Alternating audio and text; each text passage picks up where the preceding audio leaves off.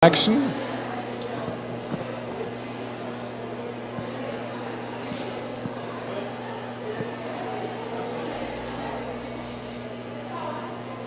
Okay. Translators? UK? Great. In order for me to sort of convey some very important parts of this way of working, I need to talk about what's up there, working with feedback. So far, I've spoken about what we try to do as therapists. The next part is to talk about the families and how dependent I'm upon the families in order to do this kind of work.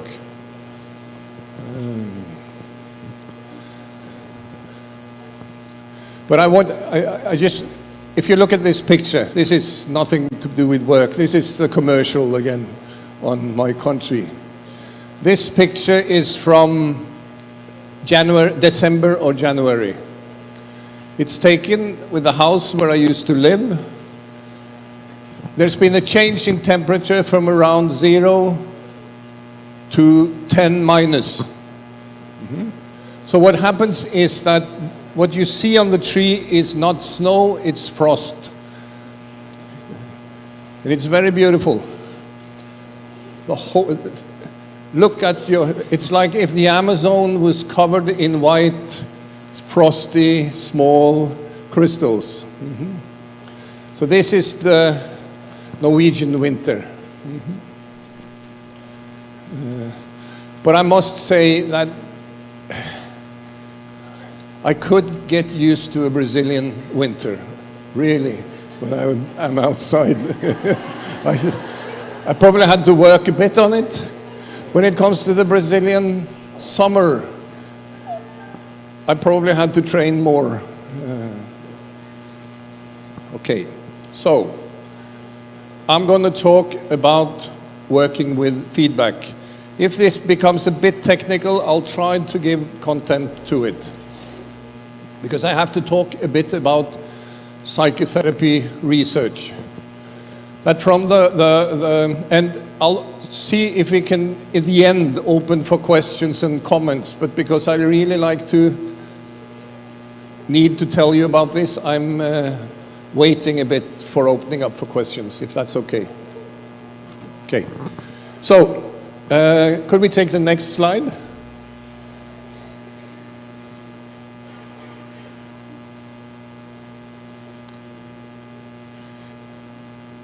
Just drop that. Go one more. Thanks. I don't know if you can see this, but I'm going to explain what's up there. You know, when they started, they've been researching psychotherapy since the 50s.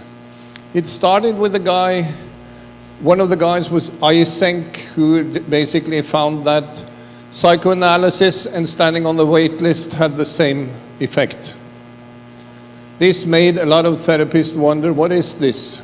So it spurred a lot of research. Now we know that Eysenck was wrong. It's very clear that what we call psychotherapy works. It helps a lot of people. We also know that it's very difficult to differentiate methods. There is no huge difference between cognitive therapy, cognitive behavioral therapy, psychodynamic therapies, humanistic therapies, existential therapists, systemic therapists. The effect is broadly the same.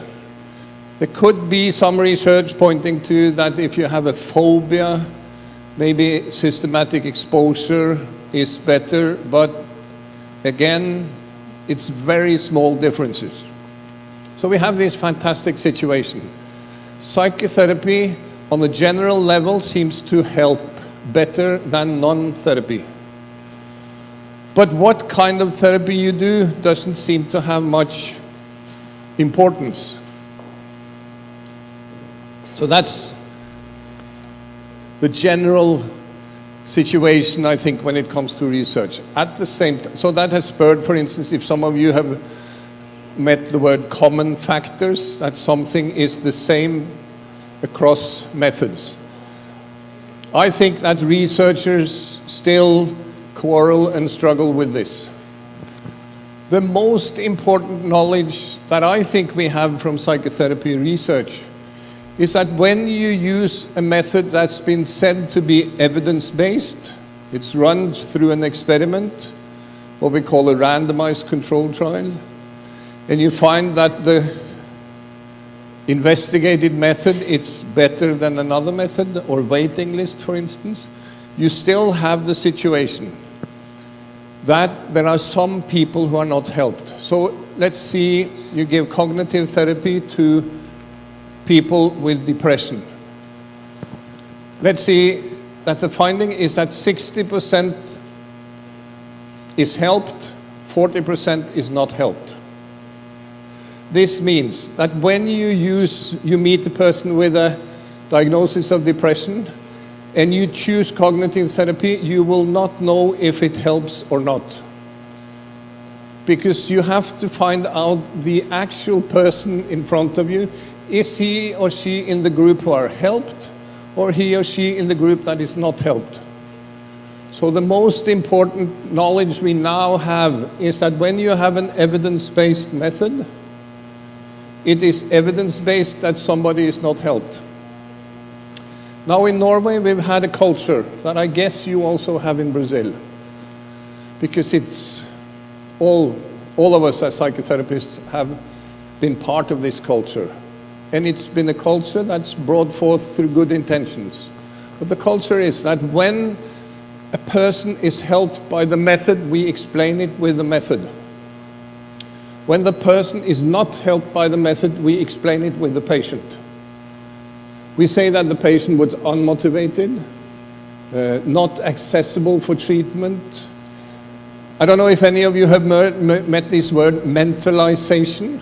Peter Fonagy, psychoanalyst, psychotherapy researcher, talks about something called mentalization. The ability to see yourself from the outside and the other from the inside. I've discovered that colleagues argue that you can't do psychotherapy with this father or this mother because he or she lacks mentalization capacity. I think it's both a clinical and ethical problem that we use the theory of the method to explain why people don't change. The research for me points to the fact that when a person is not helped, that means that you have to change method. You have to find another way. Think of cancer. If cancer health personnel treated cancer that, this form of cancer is helped by this medication, but this patient was not helped, it was due to motivation or some kind of intrinsic aspects of the patient, we would say that is absurd. I know what we mean about motivation, I know what we mean about resistance, and these concepts can be useful if they help us to change as therapists. But they've been used too much to blame clients and to exclude clients from treatment. So, what the researchers started to be interested in is that we know that this works on the general level, but we also know that a lot of actual particular client is not helped. So what should we do in this situation? If you look up here, this is a study of 6,000 patients in an outpatient clinic in Ohio, USA, done by Michael Lambert and his group. On the right side, you see the word recovery. Think about your praxis. Some clients could fit some kind of criteria that we say that this person has recovered, has become well again, whatever that is. In this study, 14.1% reaches the criteria of recovery. The next is improvement. We have clients people who meet us. You can't say that they've gotten rid of the mental problem, but they are still much better than they used to be. So there is improvement. 20.9% reaches that criteria in this study. That means that 35% seems to have some kind of help from meeting people like us. 56.8, nothing happens. And worse, 8.2 get worse. That means that 65% is not helped. With children, this situation is worse. In the US, there are studies who show that children in the medical health care that is insurance-based for the middle class, upper middle class, the deterioration rate when you're in psychotherapy is around 14%. In the areas of poverty, where you have the kind of health care that Donald Trump would like to introduce, as I understand it, 25% gets worse while they're in psychotherapy. Every fourth child, it's not that they're not helped, but they get worse. It doesn't mean that psychotherapy necessarily makes them worse, but we don't manage to do anything that helps them in their process of experiencing worse. So researchers start to ask themselves, how can we increase the recovery and improvement group? And how could we, and to do that, we need to decrease the no change and deterioration group. So somebody got the idea, what would happen? Think about this, you're a therapist, you're working with people, and every time you meet, it is easiest to think when you think about individual work, but it's the same thing you can do with families. Think that the client comes. The client fills out a very simple questionnaire, and you see that today the client has improved. So you could start to talk with the client. Am I going too fast? Okay, 2 minutes. Yes.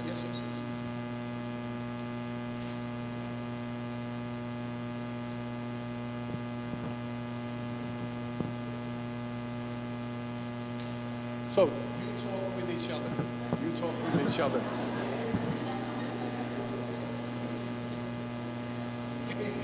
Anything strange, things. So just talk about the weather. You can do that also if you like.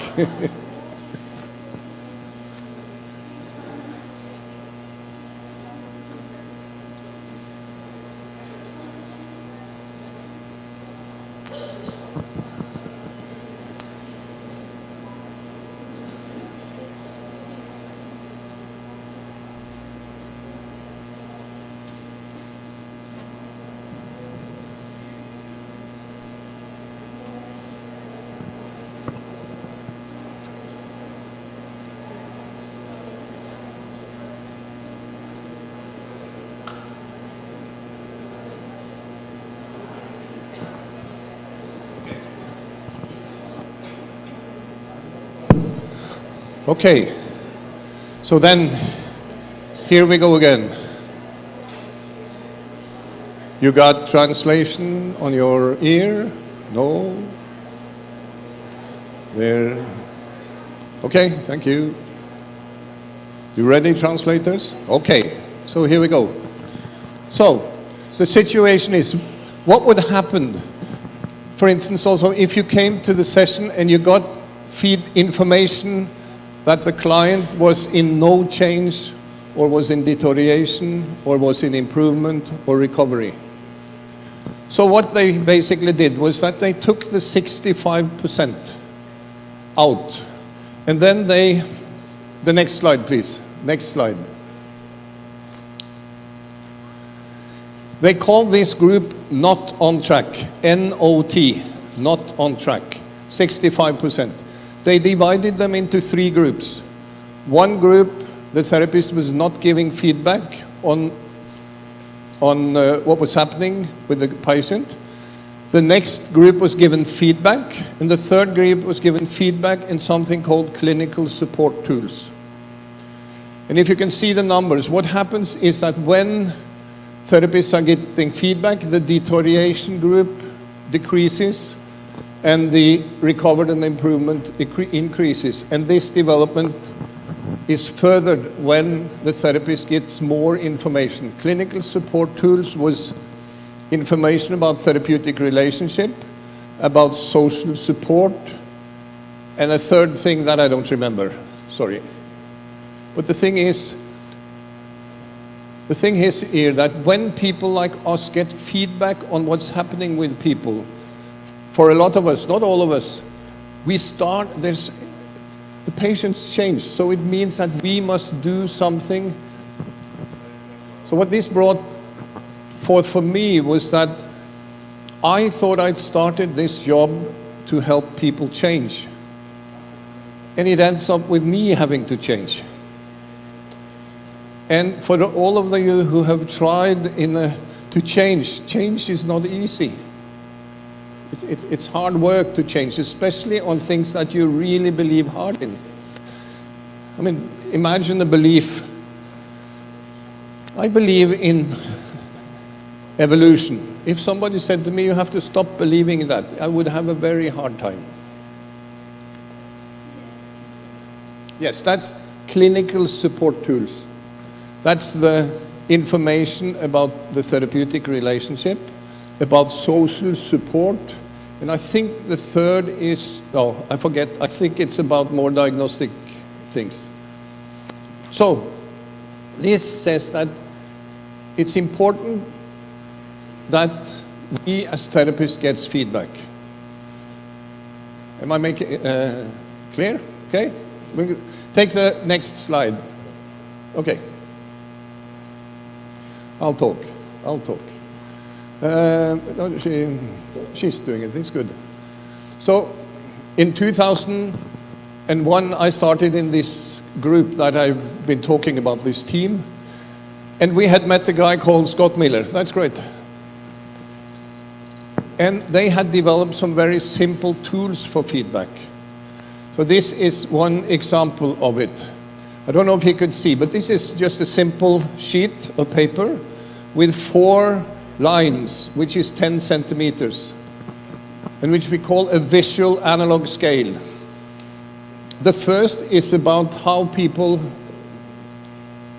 about themselves. What I'm going to do with these PowerPoints, I'm going to give them so you can get the PowerPoints, so you will see this better later. I clarify and how you can get access to them. But the first is simply, I ask the patients, what about you? What are your feelings about yourself? I don't know how you have it, but let's see. Some Mondays I wake up, I go to the bathroom, I look in the mirror, and I think, gee, I like that guy. I feel good. I'm looking forward to go to work. I would score the first line to the right. Just make a mark on this first line. There are other Mondays when I look at myself in the mirror. Maybe I've been to a party and had too much beer, for instance, and I said, Rolf, this is no good. You have to do something with your life. I don't like you in the way you do with your life. So I would score on the left side. The next line is about family. How is my relationship with my family? We know that sometimes the spouse, we have a good relationship, other times it's bad. Sometimes I worry about the children, sometimes I'm very happy with the children. The third line is about network, the job. If it's a kid, it's about school. If it's a person who stays at home, it would be how it is to stay at home. And the last one is an overall category. Think about how you feel today. If you would give a mark on a 10 centimeter line where good is on the right and bad is on the left, how do you feel? What would be your place to mark? So I invite the patient to do this. I take a ruler and I measure. Every line is 10 centimeters, so the maximum score is 40, minimum score is 0. The lower the score, the higher the lack of well-being. So, this is created for adults. If you take the next slide. This is a child's version of the same, which is simpler. We use smiley faces. If you take the next slide.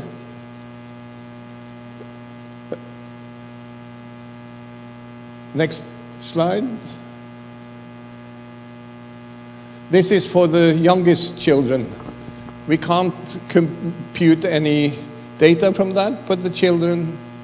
So I have a small girl who marked the smiley face, but said, there is no nose. So we have to draw a nose on everybody. So suddenly I started to talk with this 5-year-old girl about noses. And I agree that it's very shameful that we create faces without a nose. Actually, there's no ears either. So we could put some ears on, and yes. So if you take the next slide. So this is basically the same form. This is hard to see, but imagine this, there's a line here that is difficult, but I'll try to visualize. You have a grid like this. In the middle there is a black line. You say, just the black line is where the line of the TV screen is. That's at the point 25. So those who score below 25 usually score as people who have a mental challenge or problem that or suffering. Those who score above 25 is scoring like you usually do when life is okay. So basically what I do is that I measure each score, and I can make a point in each of these small squares. Today the patient scored 10, the next session it's 9, the next it's 4, the next it's 15, so I can make a trajectory. And the definition of recovery is to move from beyond the black line, below 25 to above 25. That is the operationalization of recovery. Improvement is more than 5 points upwards. No change is to be within the same range all the time. And deterioration is more than 5 points down. So we started to use this. None of us was any good with numbers. None of us did like these forms, but we discovered some things with these. I'll just show you another thing. If you go to the next slide.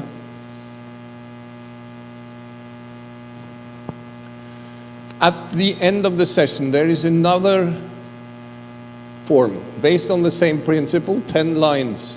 Now, 4 lines with 10 centimeters. The first is about, was I able to listen and respect you? That's on the right side. On the other side, I was not able to listen and respect you. The next is about, did we work on the goals that we agreed on? We did not work on the goals. The third is about, we used the way of working that we decided on. We did not use it. And the last one is, overall today, the conversation was okay, or it was not okay. So I start with the first form in the beginning, and I end the session with this. So, when I started so you can use these in a very different ways. You can collect data, you can do a lot of research if you have a computer program. But we were not specifically interested in research, and we was not interested in actually the numbers. What we was interested, we discovered some things. So if you could take the next slide. And the next, this is a child version. Next slide.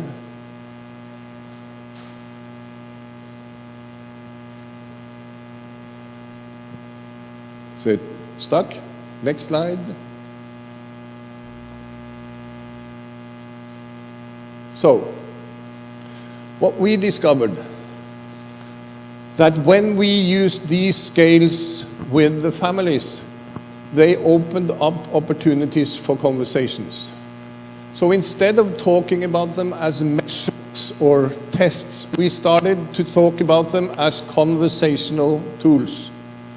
And we said that they are opportunities for questions, not answers. These scales does never give any answers. They are only opportunities for me to start to ask questions. What does this score mean? You're low here. And then the family or the client has to tell me what this is all about. So, and it's very important that we as therapists do not conclude or create meaning too early. Basically, we let the family conclude and create meaning. But the idea of a conversational tool was very important for us. So this was the first rule we developed. Usually psychologists use tests, and tests give answers to psychologists, which leads to interpretations that again leads to judgments on what to be done and not. We do not use them in that way. We simply use them as opportunities for conversations. Now, under conditions of detrimental development and lack of change, we said that this prioritizes therapist change. So this is the move. Usually I was trained that when the client didn't change, we had these meetings where we had all these hypotheses of what was wrong with the client, what kind of psychological mechanisms that was ruling this. There were conscious things, there were unconscious things. There were all kinds of things that we started to discuss. And usually we ended up with the conclusion that therapy was not very likely to succeed in this case. So what we said that instead of focusing on the client, we need to focus on ourselves. What could we do differently? The last one was that sometimes there are things that I really believe. I mean, I'm a believer. It's very easy for me to believe things. So there is a agreement between, for instance, the father, mother, and me on what we should do. So what we know that there is a power differential between us as therapists and the family, and usually the power differential is that we are in the power position. I know that when a mother talks to a person in the bureaucracy, she's not listened to. If I use the completely same words as the mother, I'm listened to. This is about power. So in order to try to, I don't think we can get rid of the power differential, but I think we can reduce the position we are in by stating that under condition of disagreement, we should give the word to the family within ethical reasons. I mean, I had a father who said to me, Rolf, why don't you let me hit this boy twice? Because that was what my father did with me when I did bad things. And look, I'm an okay guy. And I said, yes, I see that you are an okay guy, but our experience is that hitting children doesn't seem to work well. It might have worked well with you, and in addition, by Norwegian law, it's not allowed to do it. And for me, also for ethical reasons, I will not accept it. So, sorry, I will not follow you there. So there are some limits which has to do with violence and transgressions and these kinds of things. But I think it's very important that as we as therapists think about this power differential, and within ethical limits, we've been working a lot with trying to follow the family. This also means that what I told you before the coffee break, all the things that we have good intention of doing, if we actually manage to do it, is not to be decided by us, but by the family. If I think I've created a good relationship and nobody else notices it, it is irrelevant. So in that sense, we are in the power of our clients, and I think that's a good thing. Okay, next PowerPoint.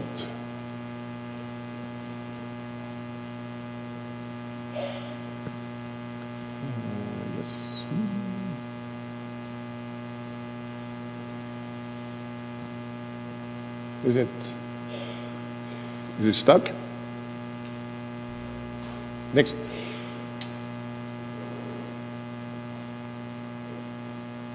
Is it problems to get the next PowerPoint?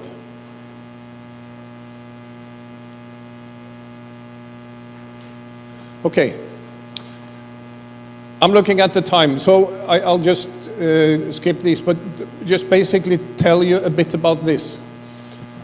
I interviewed the families. What would the families think about our way of working when we work feedback? So what I found was that one process was that the family said, oh, we don't know what to talk about, we were a bit anxious, and then you gave us these forms, and it got us going.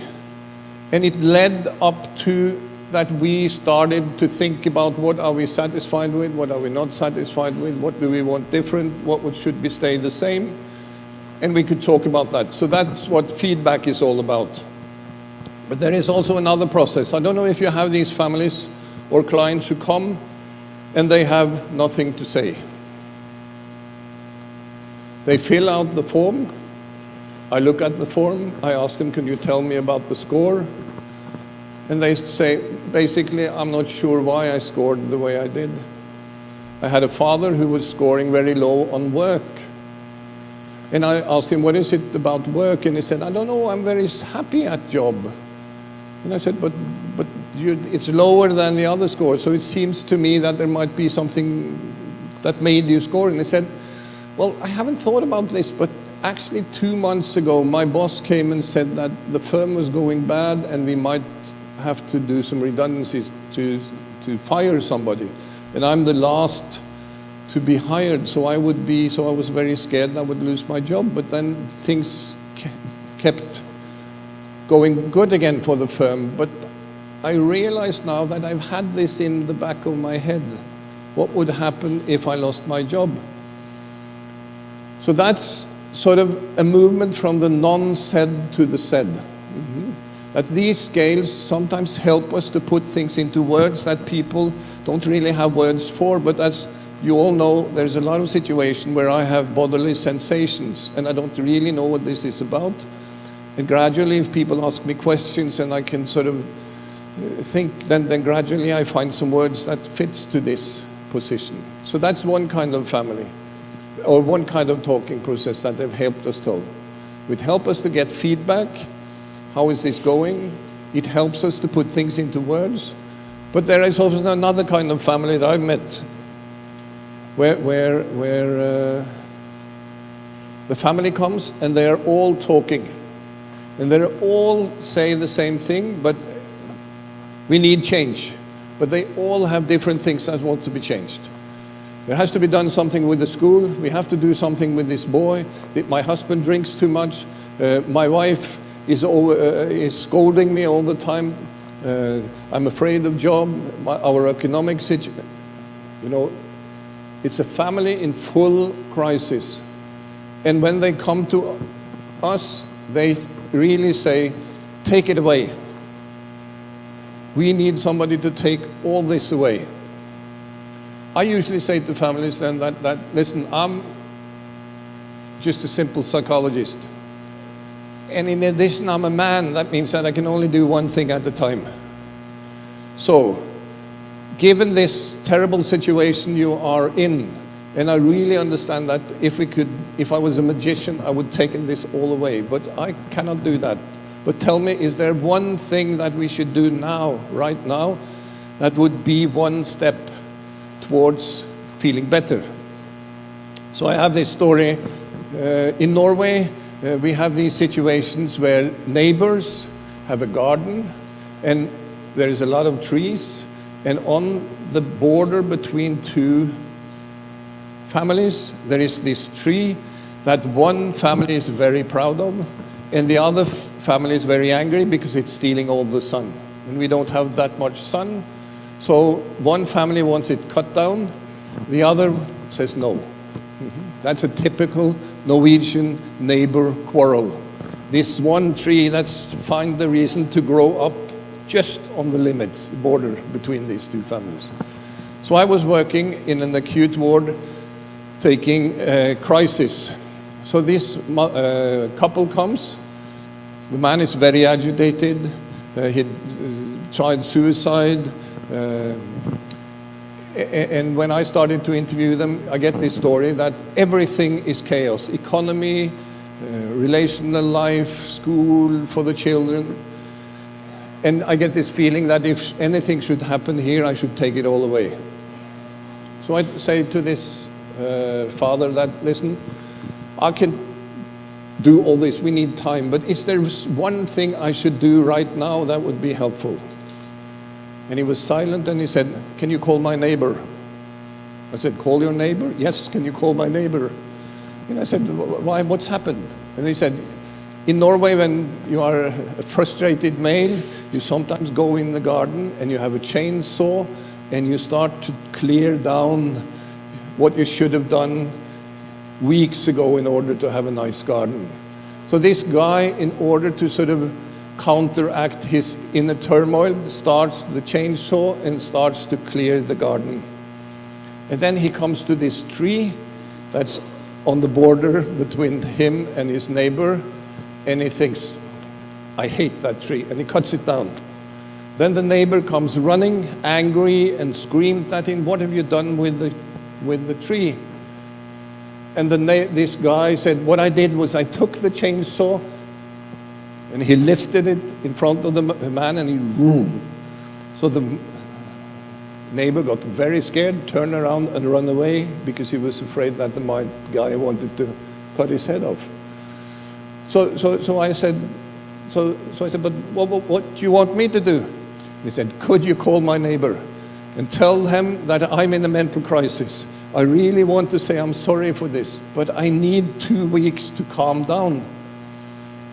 So I grabbed the phone. I said, do you want me to call now? Yes. He said, I grabbed the phone. He gave me the telephone number. I call. There's this guy on the other end of the line, and I said, this is Rolf Sundet. I'm a psychologist at the acute ward, and I'm sitting together with your neighbor. And the guy said, yes, it's not my fault. That man is crazy. And I said, yes, that's why I'm calling, because your neighbor is very sorry for his reaction. He really wants to say excuse, so that he's sorry, but he needs 2 weeks. But he wants you to know that he will come and say, I'm sorry, but he needs 2 weeks in order to. So the neighbor said, okay, yes, that's it. That's an example for me that when you have these families in crisis, it's important to start a process that at least is one small step. And the last part of this is that when you use these scales, sometimes you discover things that you haven't, anybody has really thought about. It's sort of explorations. So it's two aspects with these scales. They are conversational tools. They help me to start conversation, but most of all, the feedback tells me, am I reaching my goal as a therapist? Am I actually managing to make my contribution into a good relationship? Am I actually managing to listen to people? Are the things we do something that is helpful or not? So from this point, I really have realized that I'm very much dependent upon my clients, and I'm very happy for that. It's a very, at least Norwegian culture has been very much concerned with autonomy, and autonomy is very important. But the opposite of autonomy is not to be dependent. I think the opposite of autonomy is sort of to be completely isolated or almost dead for that matter. Dependency and autonomy is two things that are good for each other, I think. Okay, so this is the idea of conversational tools. Next slide, just go, I dropped the next slide, so go beyond that.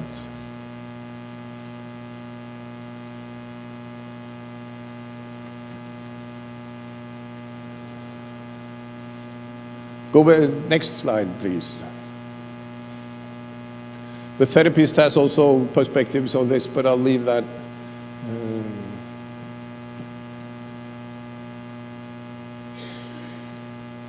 So, the rule that we made was to follow the family. And this was the idea that the team was based on originally. So what does it mean to follow the family? For instance, we think that all perspectives are valid, but not necessarily equally useful.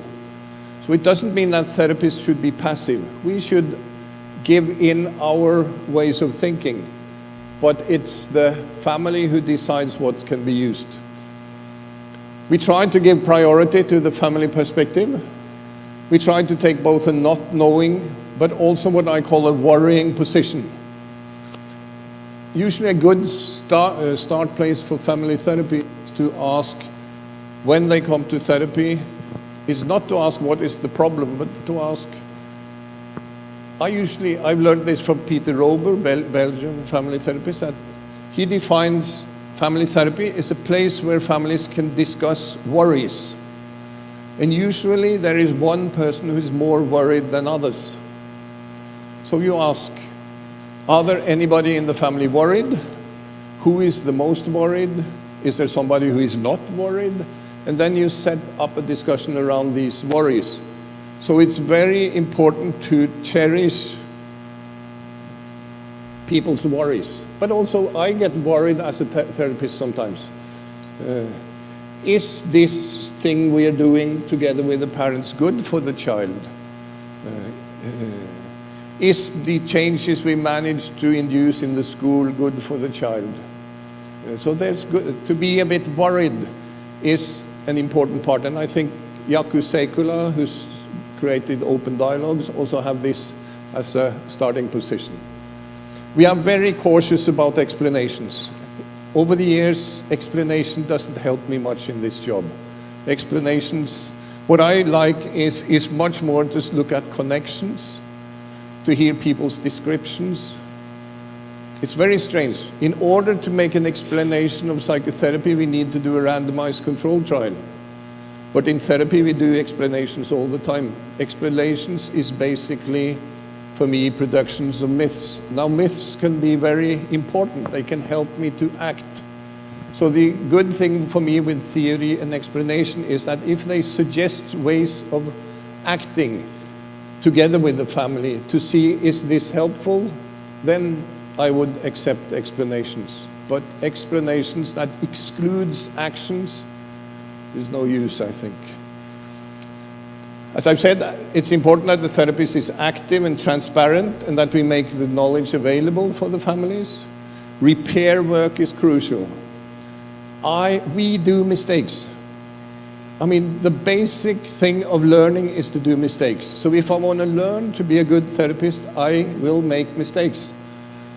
But I need to discover these mistakes and then enter them into a conversation with the family and explain and say that I thought this and this, I was wrong, I'm sorry. So one of the most important conversational things that a therapist can do is to say, I'm sorry, I got lost.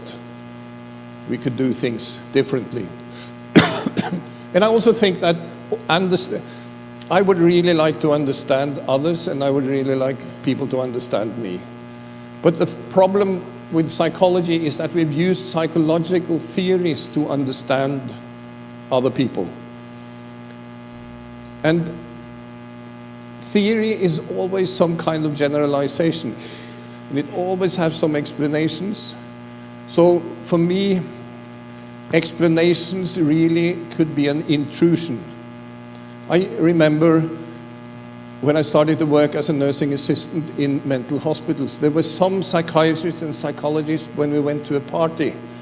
They looked at you as they really understood what this was all about. And I didn't have a clue what it was about. I was really feeling sort of put down by their so-called understanding of me. Now, psychological and theoretical understanding is always a reduction. So I'm much more interested in, instead of trying to understand each of you, I would like you and me to understand something together. That is another position.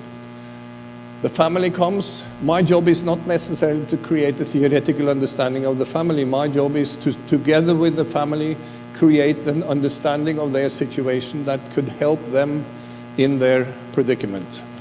Okay, take the next slide. I'll see I'm ending soon.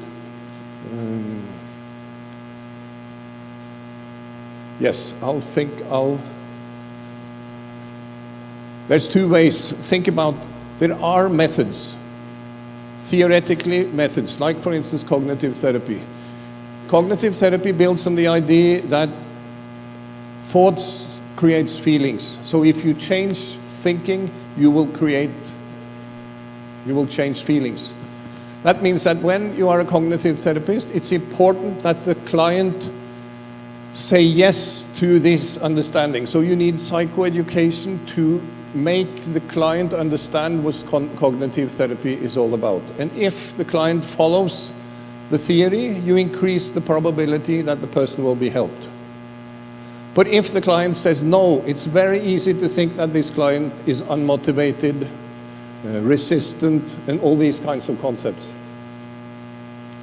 For me, I usually say that motivation is an irrelevant concept for me in this work. Motivation has usually to do with, I used to work with drug addicts, and I realized that they are the most motivated group I've worked with. The problem was that they were very motivated for other things than me. In Norway, when I worked with them, they were very motivated to stop drugs, stop heroin by using methadone. Nobody wanted to give them methadone. Today, everybody's getting methadone and their life condition has changed. So it's nothing wrong. This is one way of working, but what I've tried to tell you is about another way of working, where I'm completely dependent upon the client saying no, that the clients are hesitant, that the client is willing to protest. Because when the clients say no, I know what not to do. It doesn't mean that I know what to do, but at least I know what I shouldn't do. So then I can start a conversation with the client that if we shouldn't do this, have you any ideas? And the client says something, I don't have a clue, and I say, but has you had any experiences where things are good for you? And he said, yes, I do yoga. And then we're on the path to investigate what is it good with yoga, or running, or be with my mates at the pub, or whatever. So what I've tried to tell you about, I'm not against these methods you need to say yes to, but my way of working is that I'm dependent upon the client to be hesitant, and that we build therapy together, and in order to do that, I'm completely dependent upon feedback. Okay, I'll stop there. Could you just do 2 minutes to each other and then see if there are some questions? Mm-hmm. Do that, and I'll just check something up here. So talk a bit with your side kick.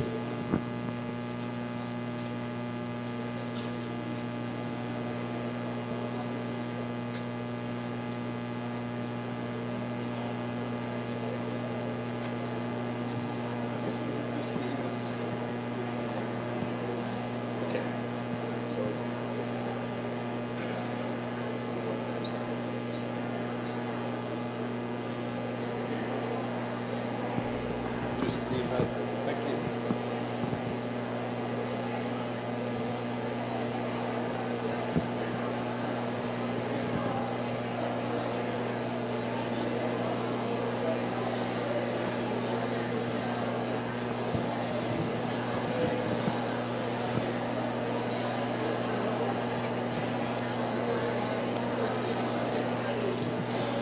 You have the other one. It's here. Do that.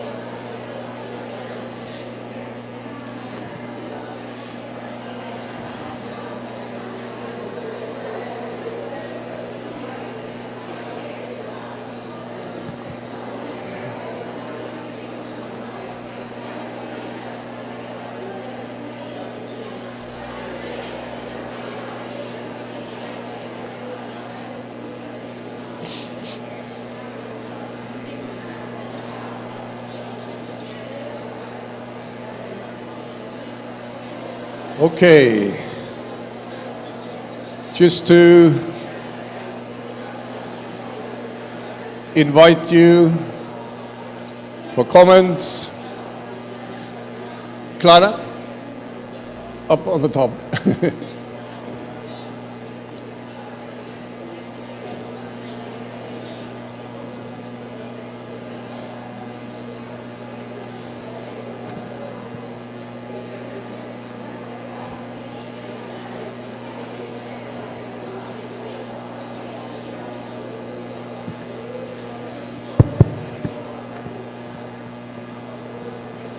Lá.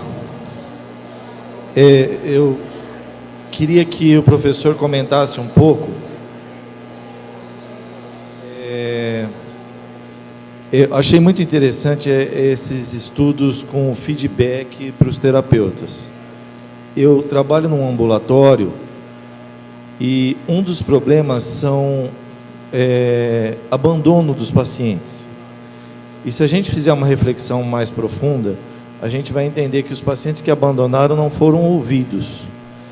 Eu gostaria que o professor comentasse um pouco como que está inserido o ambulatório lá nas redes na Noruega e também se esse sistema de feedback ajudou nos abandonos, os pacientes que abandonam os tratamentos. Obrigado. The way I understand the question of abandonment is the client falling out of treatment, not coming back?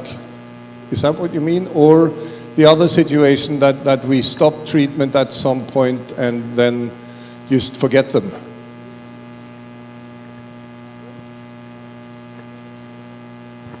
O paciente abandonou o tratamento. Provavelmente parou, e o paciente parou, Yes. né, mesmo sem melhorar. Né?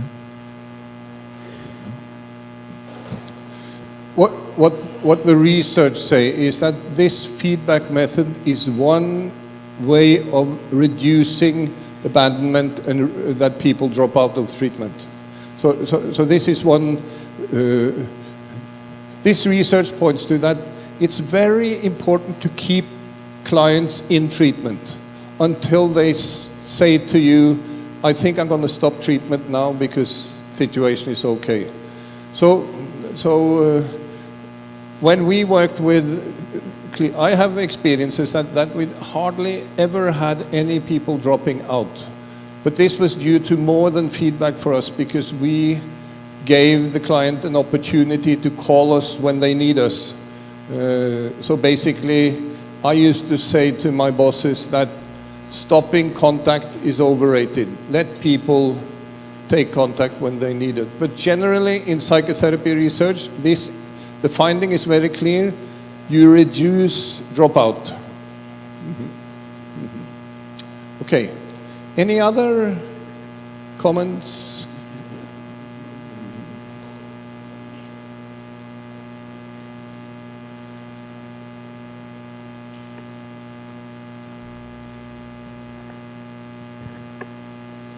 O senhor poderia falar um pouquinho para nós a respeito do contexto de urgência e emergência lá na Noruega?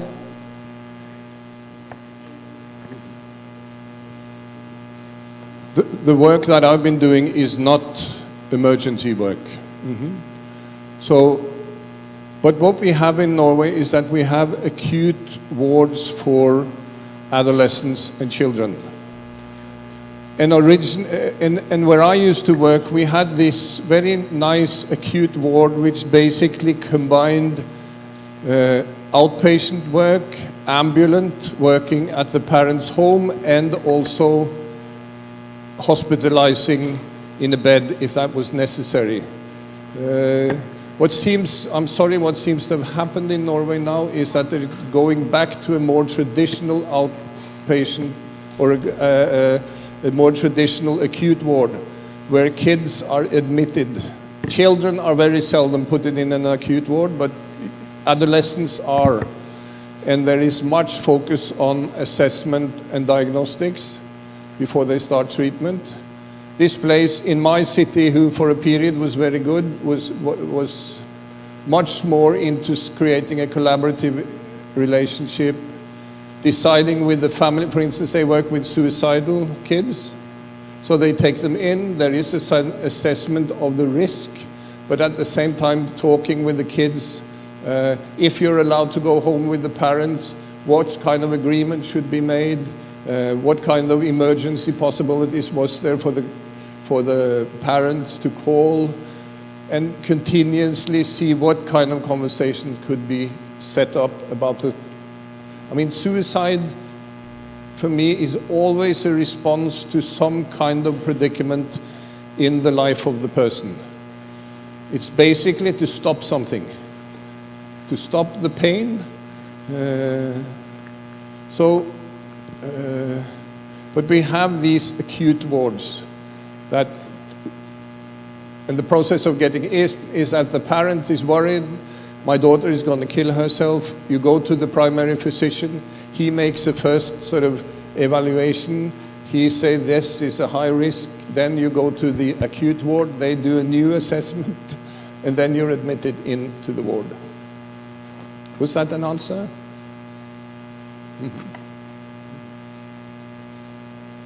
Other?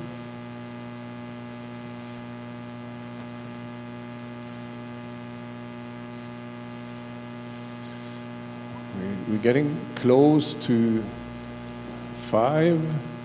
You've been... here's a hand here. Thank you. Obrigada, professor, por essa palestra, por essa fala. Meu nome é Jéssica, eu sou uma psicóloga, trabalho em contexto hospitalar. Eu fiquei pensando bastante a respeito do que o senhor falou sobre a necessidade de quebrar regras e sair do protocolo em algumas situações. E eu fico pensando que isso é muito importante também porque a gente sai normalmente da nossa formação, né, da graduação, muito engessado em termos de prática, né, muito fechado. Eu queria que o senhor contasse, expandisse um pouco nisso, né, em que situações o senhor acha que é importante essa quebra de protocolo, quebrar com as regras, e como que foi esse processo para o senhor também, ao longo do seu processo de formação, de ir descobrindo isso. Obrigada. First of all, it's much more easy for me as a 63-year-old clinical psychologist at the end of my career to break rules than for a newly educated person. So this is an important... I usually joke and say that the court case would take probably 2 or 3 years, and then I would be retired, and I could say, I'm sorry, I lost my way, and you know.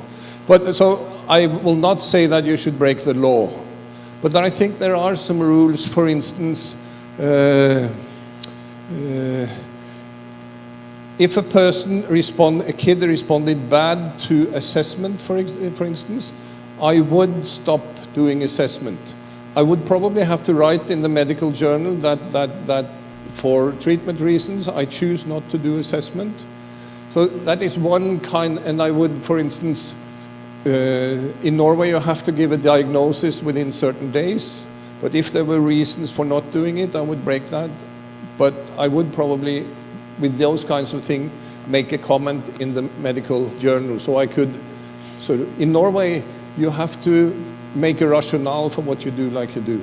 But then there are other types of rules, for instance, the kind of recommendation we get from our government that if you have this and this diagnosis, you should use this and this method. I would break those kinds of rules. There are rules about how long they could be in treatment. I would break those kinds of rules. What we've done in the team that I've been working, I've been interviewing my colleagues, trying to make a map of where we had the feeling that we were breaking the rules. For instance, one of the rules was that every client should have we had an electronic calendar, and everybody should have a date for the next session. But our families had much help in not having a session, but having the opportunity themselves to decide when they wanted a session. So we broke that rule, and that was sort of actually quite serious rule, because but my argument was that this is a very important therapeutic move to allow the clients and families to decide when to go back. So I refuse to put up. So there are, and so I think there are, the reason why we started to talk about the breaking the protocol was that we had these feelings that we were doing something wrong when we were helping people. I usually joke, if anybody have heard about Foucault's The Panopticon, you know, Foucault, French guy who talks about that we are policing ourselves. The state doesn't any longer have to look after us because we are so afraid to break rules that we are our own police, and we even punish ourselves when we get back from work and have bad conscience because you didn't do the proper diagnosis. All these feelings that we have when we have a feeling of doing mistakes, when we actually try to help people, have to be documented. And we have to say to ourselves, it was a good thing that I broke the rule, but at the same time, I have this, my boss in my head who say you shouldn't do these things. But so the important thing, I think, with going out of the protocol is that when you do something in order to help somebody, you get feedback that this is help, then I would say, to swear again, screw the protocol. The time is, it's 5 o'clock, so I'm going to stop. I wanted to give you one picture of a Norwegian summer. So this is a good Norwegian summer. Thank you for your attention.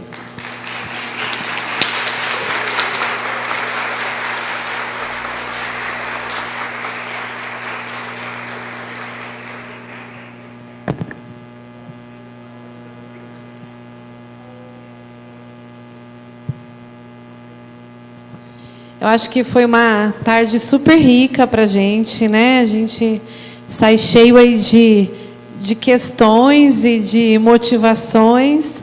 Queria agradecer muito o professor Rolf por estar aqui com a gente hoje, compartilhando tantas experiências, né, com a gente. E, bom, eu acho que eu só tenho a agradecer mesmo, eu fico sem palavras, porque estou acompanhando agora o professor desde a semana passada e a gente tem aprendido tanto com ele, né? Tem sido uma oportunidade tão rica de trocas. E eu fico muito grata mesmo por você estar aqui com a gente hoje. Espero que retorne ao Brasil mais vezes, para que a gente possa estar trocando mais.